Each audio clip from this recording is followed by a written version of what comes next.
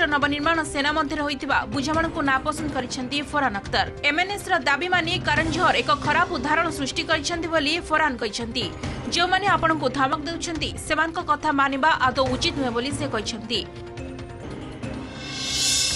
पाकिस्तानी अभिनेत्री पूजा भट्ट तांकर व्यक्तिगत काम पर गतकाली से कराची में पहुंची। पाकिस्तान में पहुंचा पर से खुशी थिबा कथा कहिसेंती। भारत पाकिस्तान मध्य विमान उड़ाण जारी थिबारु उभय देशर कलाकार मध्य जीवा आसवा लगी रहे बोली पूजा कहिसेंती। भारत पाकिस्तान मध्य उत्तेजनापूर्ण परिस्थिति लगी रही बेले पूजा एभली मंतव्य को केतेक बॉलीवुड सेलिब्रिटी नापसंद करिसेंती। पूर्वतन ऑस्ट्रेलियन ऑलराउंडर मिशेल जॉनसन पूर्वतन अधिनायक माइकल क्लार्क को कड़ा समालोचना करिसेंती। क्लार्क नेतृत्व में ऑस्ट्रेलिया क्रिकेट सबुठारु खराब समय दे गति करुथिला बोली से कहिसेंती। क्लार्क अधिनायक थिबा समय दल रे परिवेश विषाक्त होई पड़िथिला। दल रे गोष्ठी कंदल सृष्टि होइथिला और यार प्रभाव दलर प्रदर्शन उपरे पड़िथिला बोली से कहिसेंती। गत वर्ष एशेज सीरीज रे ऑस्ट्रेलिया रो पराजय परे जॉनसन अंतरराष्ट्रीय क्रिकेट रु अवसर नेथिले। जॉनसन क्लार्क नेतृत्व में खेलिबाकू चाहुनथबारु अवसर नेथिबा कुहा जाय। स्पेन में चलिथिबा चतुराष्ट्रीय जूनियर हॉकी प्रतियोगिता रे आयोजक स्पेन को 3-1 गोले परास्त करिछि भारत। भारत दल आरंभरू आक्रमणात्मक खेल प्रदर्शन करी स्पेन को चापरे रखिथिला। मैच रो 5 मिनिट रे परविंदर सिंह गोल स्कोर करी दल को आगुआ कर देइथिले। एहा परे नीलकंठ शर्मा अरमान कुरेशी यथाक्रमे 30 और 41तम मिनिट रे गोल दे स्पेन को बैकफुट को ठेली देइथिले। स्पेन पक्षरु एकमात्र गोल जेरार्ड ग्रासिया देइथिले। फ्रेंच ओपन बैडमिंटन द्वितीय राउंड में परास्त हेले Olympic silver medalist PV Sindhu. Denmark Open badminton द्वितीय राउंड में परास्त हो टूर्नामेंट बाद पड़ती पीवी सिंधु। पुणी थे फ्रेंच ओपन में द्वितीय राउंड में छुटी सिंधु। द्वितीय राउंड में चीन हे बिंग जियांग ठारू से 20, 22, 17, 21 परास्त हो टूर्नामेंट विदा होती। एथिसह टूर्नामेंट में भारतीयों अभियान शेष होइछि। Third seed Saket Myneni KPIT MLST ATP challenge tournament quarter final में परास्त होती। क्वार्टर में साकेत को प्रजनेश गुणेश्वरन 7-6, 6-2 और 6-0 सेट परास्त करिसेंती। प्रथम सेट को साकेत हाथाइबा पर परवर्ती 2 सेट परास्त होइथिले।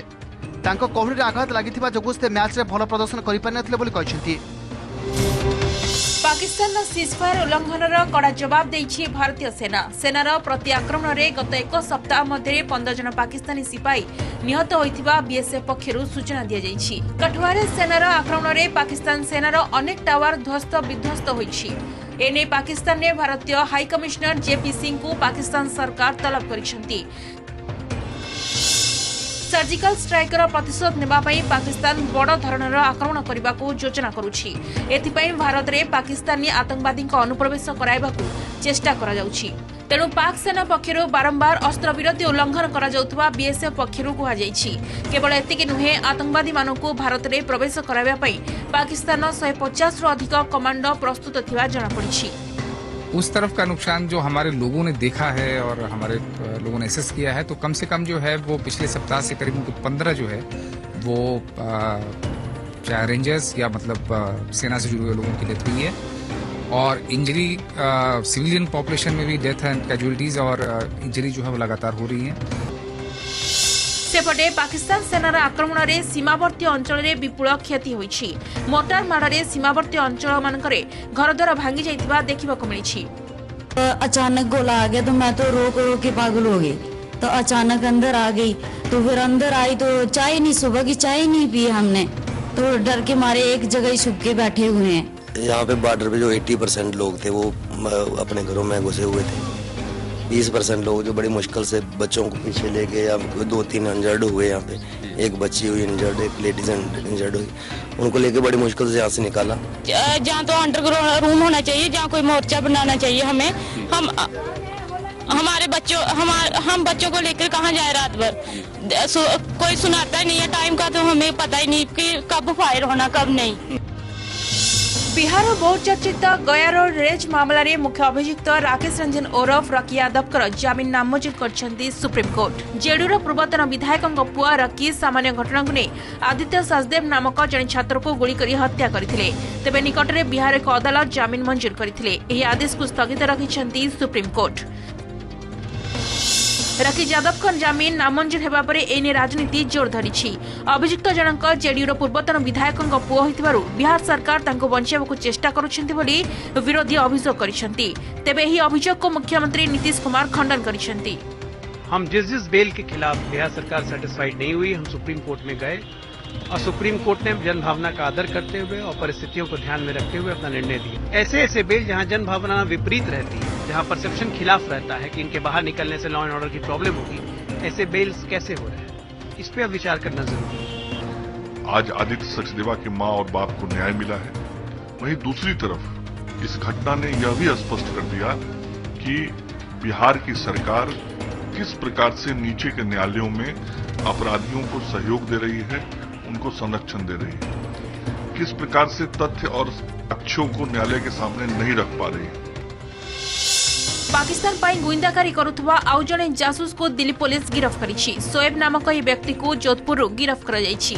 सोएब पाकिस्तान गुइंदा मानक पई जाल सर्टिफिकेट और आधार कार्ड तैयारी करुथुवा दिल्ली पुलिस पक्षरु सूचना मिलिछि। गिरफ्त करिबा परे सोएब को 8 तारिख पर्यंत पुलिस रिमांड को पठाई दिया जायछि। शोएब है सन ऑफ मोहम्मद हुसैन, खांडा फालसा, चढ़ुओं की गली, police station Jodhpur, district Jodhpur, Rajasthan. उम्र 26 साल को गिरफ्तार किया है। तो खास बात यह है कि ये वीज़ा एजेंट है। जोधपुर और उसके आसपास के तमाम इलाकों में राजस्थान के, गुजरात के एरियाज से जो वीज़ा एप्लीकेंट होते हैं पाकिस्तान के, वो इसके संपर्क में आते हैं। सेपटे इस्लामाबाद स्थित भारतीय दूतावास रे कार्य करुथुवा अधिकारी सुरजीत सिंह को पाकिस्तान छाड़िबा पई निर्देश दैछि पाकिस्तान। पाकिस्तान से गुइंदागिरी रे करुथिले बोली पाक सरकार को पक्षरु जारी एक प्रेस विबृति रे कुहा जायछि। तेबे एही घटना को भारत पक्षरु निंदा करा जायछि। No justification has been provided by the government of Pakistan except for the completely baseless and unsubstantiated allegation that his activities were not in keeping with diplomatic norms. The government condemns Pakistan's step.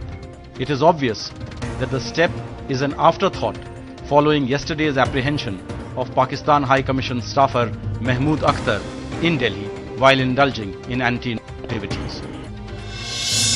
विचारपति नियुक्ति रे हेउतबा विलंब को नै केंद्र सरकार को ऊपर वर्षिछंती supreme court. सरकार विचारपति नियुक्ति रे डेरी करुथबारु न्यायपालिका संपूर्ण भाबे ठप हेबकु बसिलानी बोली सुप्रीम कोर्ट कहिसंती। देशर विभिन्न हाईकोर्ट रे आवश्यक संख्या रे विचारपति नथिबारु लोकंकु ठीक समय न्याय मिली पारु नाही बोली सुप्रीम कोर्ट के मंतव्य ऊपर विरोधी दल सरकार को कड़ा समालोचना करिछि।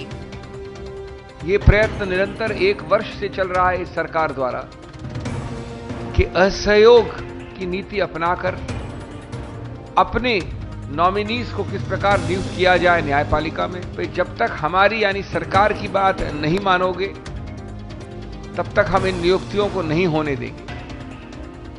इसका सिर्फ परिभाषा में डिक्शनरी में एक ही शब्द है, ब्लैकमेल। अदालतें बनी हुई हैं, ताले लगे हुए हैं, क्या करेंगे chief justice? Chief justice of the high court उसके लिए बार बार अपनी बातें कह रहे हैं, लिख रहे हैं, पता नहीं क्यों किस बात में है। इस चीज को प्राइम मिनिस्टर साहब को, लॉ मिनिस्टर साहब को बहुत सीरियसली लेना चाहिए। I don't think that it is fair because I will tell you during my tenure when the NJSC judgment was delivered, the Supreme Court said that the new memorandum procedure has to be drafted by the central government. Certainly it will take some time because we have to deliberate with the state governments, we have to deliberate with the other constitutional authorities and all that. I don't think that this tug of war between the judiciary and the executive, it is not good in the larger interest of this country. Bengaluru बहुचर्चित RSS कर्मी को हत्या घटना रे Bengaluru police 4 जन को गिरफ्त करिछि। एने बेंगलुरु पुलिस कमिश्नर SN मेग्रिक सूचना दैछंती। पूर्व अक्टोबर 16 तारिख दिन रुद्रेश नामक यही आरएसएस कर्मी संघर कार्यक्रम में जोगदे फेरुथिबा बेले तांको ऊपर को गुली चालना करा जायथिला, जेउथिरे तांकर मृत्यु घटिथिला। It was a big challenge for the Bengaluru City Police. Today I am happy to say that I am relieved to say that we have arrested 4 accused, 2 assailants and 2 support team. We have recovered 2 bikes from them. आसंता वर्ष हेबाकुथिबा उत्तर प्रदेश विधानसभा निर्वाचन पर अंटा भिड़िला Samajwadi party. Supremo Mulayam Singh निर्देश क्रमे दलर सभापति शिवपाल सिंह आज RLD अध्यक्ष अजित सिंह को साक्षात करिसेंती। सेपरि आगकू से कांग्रेस उपाध्यक्ष राहुल गांधी को मध्य साक्षात करिवार कार्यक्रम रहिछि। देखिए, जितने भी सेकुलर लोग, हम चाहते हैं कि उत्तर प्रदेश में भारतीय जनता पार्टी न घुसने पाए, और जितने भी सेकुलर लोग हैं वो सब लोग इकट्ठे हो जाएं, और हम चाहते हैं कि लोहिया वाली और चौधरी चरण सिंह वाली ये सब लोग मिल करके, और इन्हीं लोगों को हम निमंत्रण दे रहे हैं 5 नवंबर को। राज्य सरकारी कर्मचारी को दीपावली भेटी सरकारी कर्मचारी लागू हेब 7म वेतन कमिशन को सुपारिश एने घोषणा करिसेंती मुख्यमंत्री नवीन पट्टनायक। वेतन कमिशन लागू करबा लागि एक फिटमेंट कमिटी गठन होईछि। यह लागू करबा नै एही कमिटी मोडालिटी स्थिर करिवो। यह द्वारा 4 लाख राज्य सरकारी कर्मचारी एवं 3 लाख पेंशन भोगी यह द्वारा उपकृत हेबे। I am happy to announce that the state government will implement the 7th Pay Commission recommendation. A fitment committee is formed for working out the modalities. This will benefit the state government employees and pensioners.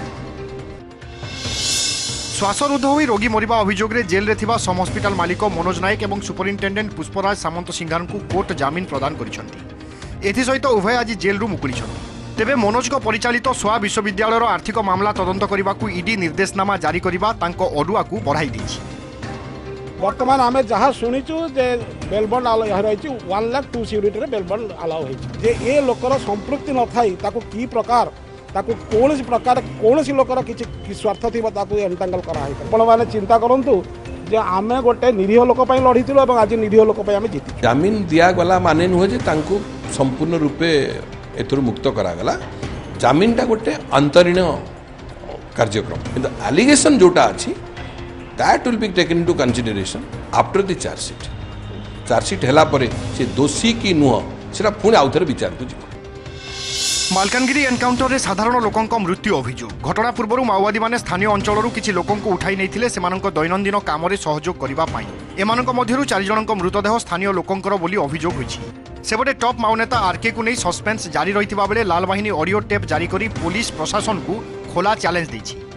आसी करी जबरदस्ती करी डाकी नेले डोरी करी बय करी गला बय करी गला मरीगला। गोटे अभियोग अच्छी कि किसी निरीह युवकों को माओवादी माने जबरदस्ती कैंप को नहीं जाइए से इन्वेस्टिगेशन चली इन्वेस्टिगेशन पर कथाटा क्लियर हो पारे जेहेतु दुर्बल है ना बोली कहते जना पड़ी से कथाटा बड़ गुरुत्व देते एवं से सबल बोली प्रमाण करने निश्चय चेष्टा करेंगे से कौटा गोटे आक्रमण हो पारे। चलित शिक्षा वर्षर मैट्रिक परीक्षा पर घोषणा है सूची छात्र छात्री मैंने आसंता नवेम्बर 1 रु 22 तारीख मध्य ऑनलाइन माध्यम फॉर्म पूरण करेंगे। नवेम्बर 16 रु 22 तारीख मध्य फॉर्म फिलअप कले फाइन देवाक पड़ो। तेबे अनुसूचित जाति और जनजाति वर्गर रेगुलर परीक्षार्थी कौन फी नियाजिबनी। आसंता फेब्रुआरी 5 तारीख रु छात्र छात्री को आडमिट कार्ड प्रदान करा जिवो। चलित मैट्रिक परीक्षा फेब्रुआरी 28 तारीख में आरंभ हो मार्च 10 रे सरिबो। आज एने बोर्ड पक्षर एक सांबादिक सम्मेलन में सूचना दी जाइछि। 28/2/2017 एवं परीक्षा सर 10/3/2017 जो पिला regular SC ST category form fill up करेंगे से कौन परीक्षा संक्रांत देय देवाक पड़ो ना। मरुड़ी प्रभावित चाषी को शस्य बीमा मिलने को नहीं केन्द्र राज्य टणा उटरा। राज्य सरकार अपारगता और स्थाणुता जो चाषी बीमा राशि पाउन अभियोग करिछि बीजेपी। राज्य सरकार 4.5 मास विलंब में केन्द्र पाखक क्रॉप कटिंग रिपोर्ट पठाइबा को नहीं राज्य सरकार को बीजेपी टार्गेट करथिबा बेले समवाय मंत्री केन्द्र टंका देवाकू 2 मास विलंब करबा नहीं पाल्टा प्रश्न करिसेंती। मरुड़ी प्रभावित चाषी को केन्द्र देवाकू थिबा 795 कोटी टंका शीघ्र देवाकू गत 26 तारीख में केन्द्र कृषि मंत्री को चिठी लिखिथिले मुख्यमंत्री नवीन पट्टनायक। गतकाली यार जवाब रखी केन्द्र कृषि मंत्री राज्य करिथिबा विलंब कथा उठाइथिले। एसबू भितर चाषी टंका पाउनथिबारु उभय केन्द्र और राज्य को दोष देछि कांग्रेस।